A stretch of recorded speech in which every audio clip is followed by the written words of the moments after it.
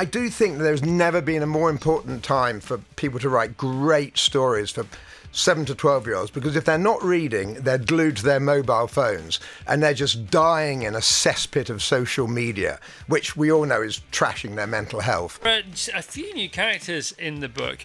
There's one, portly, a chap, I think we can say that, who is fond of driving his Bentley in the village. Based on anyone? Well, who could that possibly be? Tubby Bentley, who lives in a village that sounds a little bit like Chadlington. Who lives in Chadlington? Anybody we know? He's a motoring journalist. Gentleman farmer. Yeah. Isn't it funny? Gilly Cooper at the start of her book, she say these characters aren't based on anybody, so nobody can sue me. You're sort of the opposite. You're like, this is based on Clarkson. This guy's based on Clarkson. The world of forging paintings. The painting, the recreation is not the issue, is it? Because there's loads of people who can do that. Absolutely. It's the signature in the bottom right-hand corner. If you were that good at painting, you think, well, surely you'd be able to make an honest living as a painter. Not if you sign it Renoir. Brian Adams and Melanie C. When You're Gone. When you're not gone, you're on. And who's on next, please, Vassance? Our next guest is equally at home in a winner's enclosure and a bestseller list. His latest book, Sammy and the Stolen Paintings, is out now. So please welcome, with the looks and the books with the hooks and the crooks, it's Charlie P. Brooks. Good morning, Charlie! Very good. I love your intros, Vassal. Yeah. Thank you, Charlie. Oh, somebody's... I love your books. Yeah, all right, enough in the Mutual Appreciation Society. So, Charlie, Sammy is back. For people who don't know who Sammy was first time around, can you please reframe? So Sammy starts as a puppy and is trained to be a sniffer dog. And sniffer dogs are fantastic because dogs have this crazy sense of smell. You know, if you put a teaspoonful of sugar in an Olympic-sized swimming pool, a dog can tell you whether there's sugar in that pool or not. That's how good their noses are. And so they're great mediums for telling stories through. So what did she get up to first time around? First time around, she's trying to foil a diamond heist. And catch an evil actress called Nastasia. And she's a retired military kind of border patrol. Yeah, she's a border patrol dog. And having written these books, I've met some of the border patrol people, and they are fantastic, and their dogs are incredible. Well, we met some of them at your place, didn't we? Yes. Because we had a little launch, and they brought down the dogs, and exactly. They did all the sniffing around. The kids loved it. Those dogs are cool, you know. And I don't know why we don't use more of these dogs, for instance, in the NHS, because you could use medical sniffer dogs to pre-screen people for cancer. Mm-hmm. And forget algorithms and AI. These dogs can walk along a row of 500 people and basically go, you need to go and get some tests. Do you think it's nature and she's playing a trick on us going, I'm going to give you dogs and I'm going to wait for you to realise how useful they are and just to ignore them and tie them up and put them on leads and put them in shows and things like that, when actually they're a superpower waiting to be deployed? Exactly. We already have the superpower, don't we? And we just don't use it. Yeah. It's so ridiculous. Well, and also nature must have given dogs such a sensitive sense of smell for a reason. And it can't be just because they're dogs. There's got to be another reason for them. Exactly, and we're just not smart enough to adapt and use that wonderful power. Yeah, because we think we're smarter than we are. That's the problem, isn't it? All right, so who's back? Who's made the cut from the last book? Other characters in this book this time round. Sammy's back, of course. Harry is back. Tell everyone who Harry is. Yeah, we love Harry. He's a sort of ex-Afghanistan military type. He's a good guy. He's a proper chap. He's a proper chap, and he stays in the village to help Mrs. Brown and her online bakery, and Mrs. Brown then gets pregnant, and Sammy basically writes in the book. That's how much he helped her out. Sammy in the book says, "Well, I guess that's what happens when your car breaks down and you get into the online bakery business." Yeah. I mean, she's baking more than just the cakes and the loaves now, and they're getting together. There's a wedding afoot. There is a wedding at the end of the book, which is really romantic, and sheep are involved and all sorts. Really romantic and sheep. All right, so Mrs. Brown, you got Harry. Who's Beanie? Beanie is sort of based on my daughter, obviously. And Beanie's cool and she's fun, and they end up going to Paris and going through the catacombs where all the bodies are buried under Paris. Yeah, we'll get to Paris in a minute. Sorry. Mrs. Muggins and Dr. Parkin and Socrates. All right, tell us about those three. Well, Socrates, he's a character. He is the cat that lives at the Hotel Bristol in Paris. Le Bristol. Le Bristol, and he basically runs Paris. You know, he's a sort of mobster. Right, okay. And there are a few new characters in the book. There's one portly, a chap, I think we can say that, who is fond of driving his Bentley in the village. Based on anyone? Well, who could that possibly be? Tubby Bentley, who lives in a village that sounds a little bit like Chadlington. Right. Who could that be? Yeah, who lives in Chadlington? Anybody we know? He's a motoring journalist. Gentleman farmer. Yeah, all does a bit of farming. And there is Farmer Gerald in this book. Because isn't it funny? Jilly Cooper at the start of her book, she say these characters aren't based on anybody, so nobody can sue me. You're sort of the opposite. You're like, this is based on Clarkson. This guy's based on Clarkson. Sue away. Of course. Other new characters that make an appearance? There's a nasty Frenchman who, of course, forges paintings. Monsieur Denoir. So pretentious as well. And there's a couple, we get to them via a couple of paintings, don't we? One that was bought, one that was inherited, and there's a certain smells around, which is where Sammy comes in. Yeah. I mean, not a lot of people know this, but if you're going to forge a painting and you want to get rid of the smell of the new paint, you put the painting in a sack of potatoes and you bury it, and the potatoes and the earth will suck the smell of the new paint away. Yeah.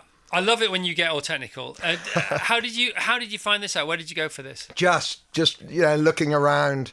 My favourite bit of research was in the 18th century. They used to feed cows on mangoes only, and then the urine was this brilliant yellow colour. That they just couldn't get in any other way. But then at the end of the 18th century, they decided it was a bit cruel to only feed a cow mangoes, so they banned the practice. But it's quite a clever way of testers seeing if a painting comes from the 18th century. They just get a little fleck of the yellow paint, and if there's cow DNA in it, they know it's probably not a forgery. It probably was painted then. But if you're a really clever forger, what you do is you go and get a cow and feed it mangoes and then use that pigment in your forgery and you will trick the testers. Yeah, it says here, no way Beanie said in surprise, but don't the new paintings smell of fresh paint? Well, they did start with, counted Dr. Parkin, but the forgers have ways of dealing with the smell of fresh paint. Sometimes they bury the painting in the ground so the paint smell is absorbed by the soil. If they're in a hurry, they pack potatoes around the forgery to suck the smell of the new paint out. Because, of course, for forgers, it's crazy, isn't it?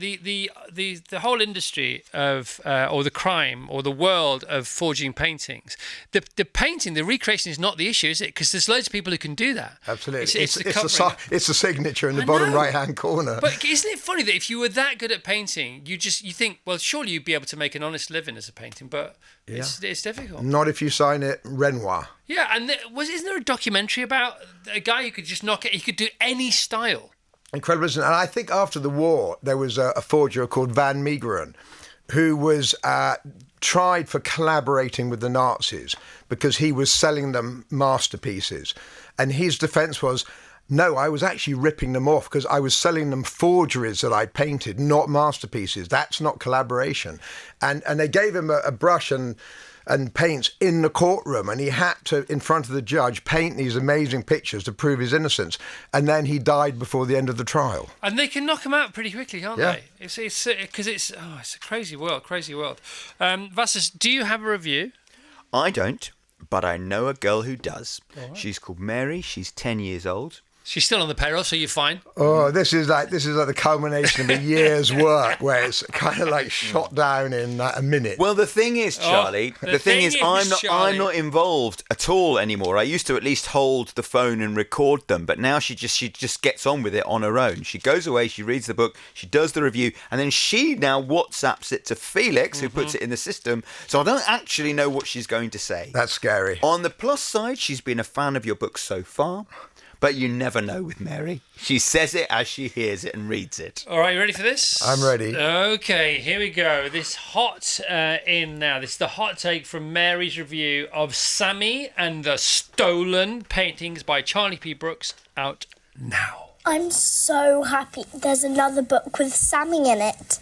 It's so funny seeing life from a dog's point of view, which is a bit like a kid's perspective, only funnier. I mean, the weird chat grown-ups do when they meet each other, and that overpowering smell of candy floss. I love little details like that. Sammy and the Stolen Paintings is brilliant. I think I might read it again this weekend. All right, unless, of course, you have another Sammy book up your sleeve. Well, it's early days.